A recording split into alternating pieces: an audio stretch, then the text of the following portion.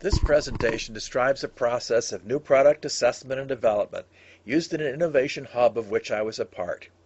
Innovation hubs are relatively new. They are not incubators, but precede incubators in the stage of new business development. Hubs are discussed at length in the book Radical Innovation, edited by Leifer, and described in a study of hubs conducted by the Business School at Rensselaer Polytechnic Institute in Troy, New York. The three-circle model is well known to most people in new business development, but goes under different names at different places. The three circles are technology, market, and business. The three circles also connect with the well-known three questions. Will it work? Will it sell? And will it make money? All three circles must be present and at the same level of maturity for a new business to form and go forward successfully. Innovation hubs fill in the gap between raw ideas floating around in people's heads and the existing economic development infrastructure of venture capitalists, angels, and incubators. A new idea may originate in a university, but it might just as well occur to someone working in an ordinary job or in a dorm room, and often does. Hubs exist to collect those ideas, sort them out, and mature those that have promise into successful businesses. Usually they are set up at large businesses, but could just as easily be located at universities or at independent entities. This slide, the orange oval, illustrates a hub using the alpha, beta, and gamma process of business assessment and development that we will be discussing in the talk.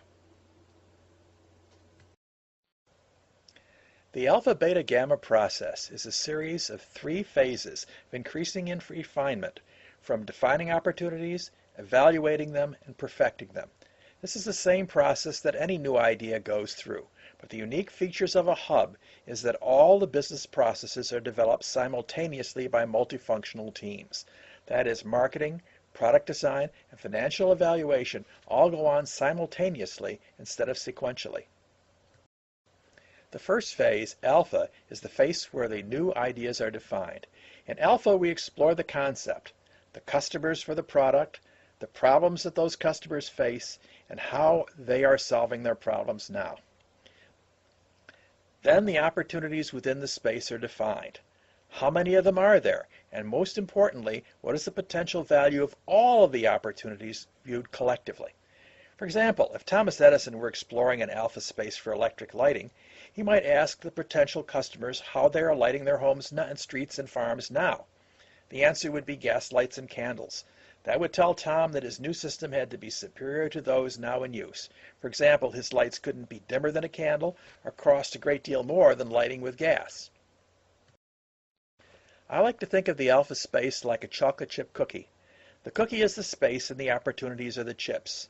The goal in alpha is not to evaluate the chips, but to identify them and to determine the boundaries of the alpha space. Each phase has a set of activities that belong to it. In the alpha phase, we define the cookie and its contents.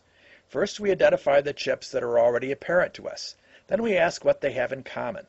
That is, what defines the boundaries of the alpha space, and what that might suggest about other chips to be added to the cookie. We also make a rough, and I mean rough, estimates of the size of the market exploited by each chip.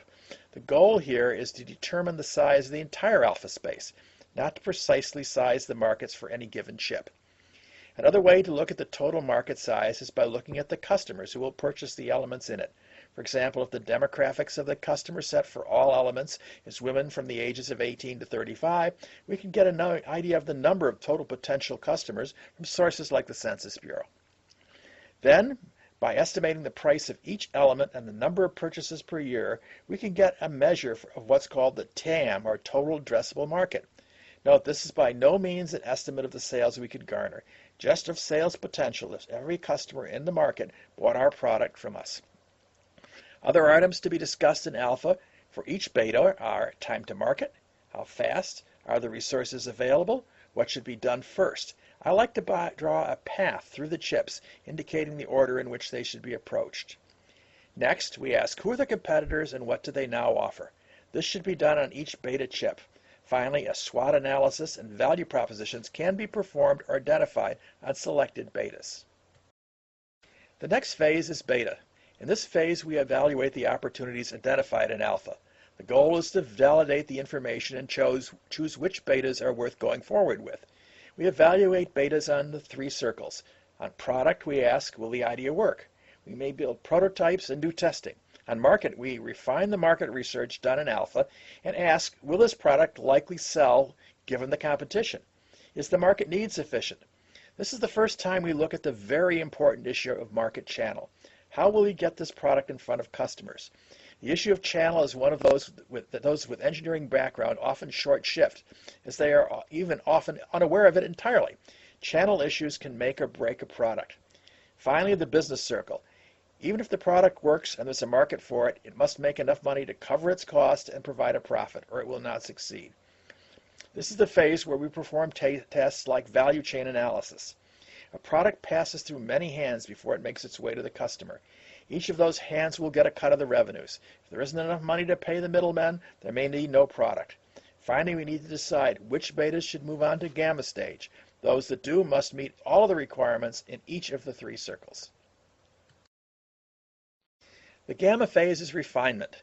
It's where we add in the details. It's where we do the first business plans. Often entrepreneurs are told to start with a business plan. But unless they're repeating a well-known business model like a retail store or a pizzeria, that's premature.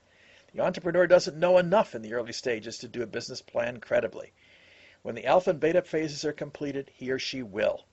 The final product designs are generated in gamma. Engineering models are built and manufacturing plans drafted. Also, final marketing plans for the market product rollout are done. This graph shows two curves, the value of a new product and the investment put into it. As you can see, in the earlier stages, a product is producing no revenue. It's burning investment dollars. Investment dollars are very hard to come by in those early stages. That's why this region of the growth curve is called the Valley of Death, because lots of businesses that are otherwise promising never make it out of this valley. Venture capitalists and most angels won't usually invest until the product shows credible profitability. By reaching the third phase, the growth phase, that is where they are willing to put money in. There are many new techniques for finding money to cross the Valley of Death, including crowdfunding. I usually send clients to Dave Levinsky's Growth Inc. company for the best information on best alternatives for funding startups. The most frequently cited cause of business failure is undercapitalization, i.e. running out of money. But this is merely a symptom of inadequate planning. Some common errors include jumping to the gamma phase. If you don't do the steps required in the alpha and beta phases properly, you can't write a business plan because you don't know what you don't know. Another problem is picking the first idea from an alpha space that appeals to you. Often the first idea that comes to mind is not the one you should go to market with first. That's why an alpha space planning is important. Finally, not studying the market. The customer will not see your invention as you do. Find out how he or she actually does see it and appeal to that. To learn more about this process and what we can do to help you, contact us at Business Metamorphosis LLC. You can find us on our website, www.bmllc.net, or just give us a call at the number on this slide. Thank you very much.